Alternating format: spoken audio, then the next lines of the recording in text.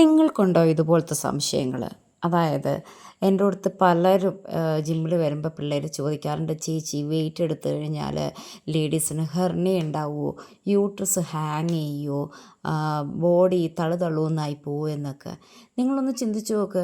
നമ്മൾ വെയിറ്റ് എടുത്തു കഴിഞ്ഞ് കഴിഞ്ഞാൽ യൂട്രസ് താണു പോകുന്നുണ്ടെങ്കിൽ നമ്മൾ പ്രഗ്നൻ്റ് ആകുമ്പോൾ ആ കുട്ടിയും ആ പ്ലാസൻ്റെയും എല്ലാം കൂടി എത്ര വെയിറ്റ് നമ്മുടെ ബോഡിക്കുള്ളിൽ ചെയ്യുന്നുണ്ട്. അപ്പോൾ എന്തേ യൂട്രസ് താണു പോവാത്തത്? അപ്പോൾ എന്തേ ഹെർണിയ ഉണ്ടാവുന്നത്? സാധാരണ അമിതവണ്ണം കൊണ്ടോ അല്ലെങ്കിൽ മസിൽസോ ടിഷ്യോ ദുർബലമായതുകൊണ്ടോ ഒക്കെയാണ്. അത് പല കാരണങ്ങൾ കൊണ്ടും ഉണ്ടാവാം. സാധാരണയായി നമ്മൾ വെയിറ്റ് ട്രെയിനിങ് ചെയ്ത് കഴിഞ്ഞാൽ ഇതിനൊക്കെ ഒരു റെമഡി ആവുകയാണ് ചെയ്യുന്നത്, അതായത് സൊല്യൂഷൻ ആവുകയാണ് ചെയ്യുന്നത്.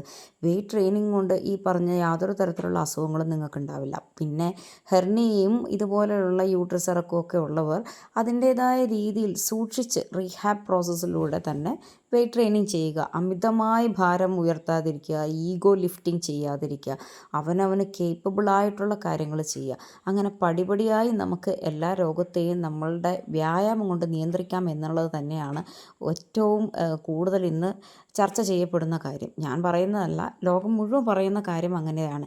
വ്യായാമം ഒരിക്കലും നിങ്ങൾക്ക് ദോഷമുണ്ടാക്കില്ല, പകരം നിങ്ങളിലുള്ള അസുഖങ്ങളെയും നിങ്ങളുടെ ബുദ്ധിമുട്ടുകളെയും ഏറെക്കുറെ ഒരു 90% മാറ്റാനാണ് സഹായിക്കുന്നത്. അപ്പോൾ ഇത്തരത്തിലുള്ള ചിന്തകളൊക്കെ പാടെ ഒഴിവാക്കുക.